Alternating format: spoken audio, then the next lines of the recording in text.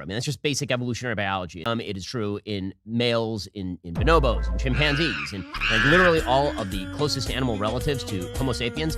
That is true, that the males wish to procreate with multiple females. And that is not because of sperm count. That is because of testosterone, which is indeed linked to reproductive capacity. However, the shift from it is unnatural for a man to be monogamous to it is therefore good for a man to be non-monogamous is the thing that's kind of amazing. And it demonstrates the utility of civilization. Civilization takes that aggressive male sexual instinct and it channels it toward one woman building a family, right? That is actually what civilization is designed to do. It's why the institution of marriage is a good institution. But notice how that particular person shifts immediately into authenticity. Well, it's not authentic then for me to be just with one woman. Who says that authenticity is supposed to be your moral standard? Most of the things we rely upon in civilization are inherently inauthentic. That doesn't mean they're bad. They're actually quite good. How do you define, I guess before we get into this video and you can see how they make these people into characters, alpha and beta males. Alpha male wants to protect, defend, and provide for his wife and his children. And a beta male is a person who doesn't believe either they have the obligation to do those things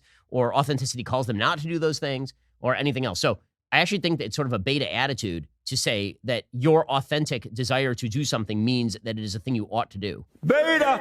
Yeah, I agree. I think a man can absolutely be head over heels in love with a woman and still sleep with other women and it not mean anything to him. Right.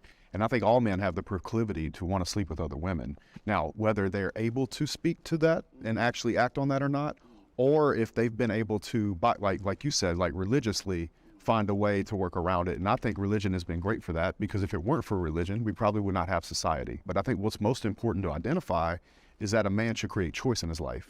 And if you have choice, you should be able to do as you wish, particularly like in your case, like in my case, if there's no deceit. Exactly. It's the lying. That, in my opinion, is actually the overall problem. No, that is not the overall problem. Again, now, what he says at the beginning there, that religion has created the structures that you actually need and that's created civilization, that's true. But again, we keep coming back to the alpha male in modern society is still rooted in a fundamental libertinism, still rooted in the idea that the highest value is not duty to others, right? Duty to your wife, duty to your kids. That the highest duty is rooted in what's good for me.